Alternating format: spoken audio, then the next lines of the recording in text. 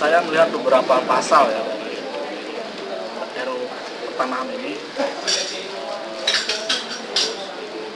tapi sebagian besar ini tidak bicara soal bagaimana tanah-tanah yang berada dalam kawasan hutan.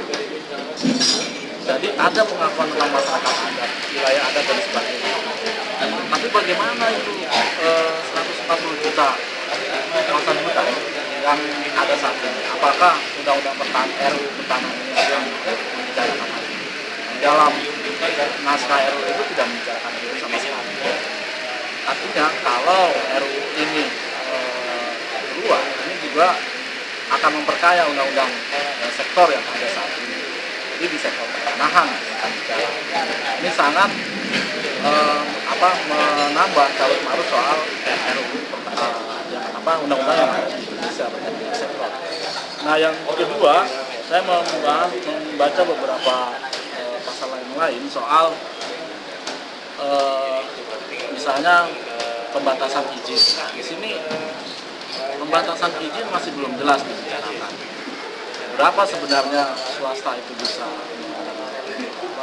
mengelola satu kawasan wilayah atau tanah yang ada di dalam izinnya. Ini belum dibicarakan. Terus bagaimana dengan concern saya dengan wilayah adat?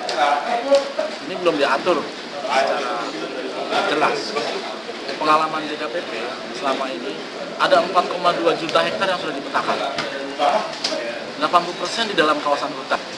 Ini kerja panjang tapi nggak bisa dieksekusi. Bagaimana masyarakat bisa diakui wilayah karena adanya kawasan hutan itu.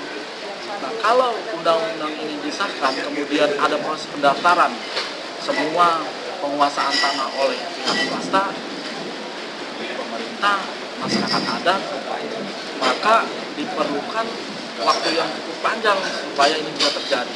Karena pengalaman JKP 16 tahun dengan kerja sendiri, dengan kerja masyarakat sipil, ini akan sulit mempercepat proses tersebut. Sehingga konsekuensinya, menurut saya, kalau tidak punya dorongan politik, satu lembaga yang punya otoritas misalnya super body ya, bisa menerabas terobosan hukum, akan sulit tuh masyarakat adat bisa mendaftarkan wilayah adatnya. Dan ini bisa berkonsekuensi kepada kehilangan wilayah dari masyarakat tersebut. Kalau wilayah-wilayah adat ini tidak bisa didaftarkan karena persoalan masyarakat tidak punya kapasitas untuk mendaftarkan wilayahnya, sehingga tidak terdaftar.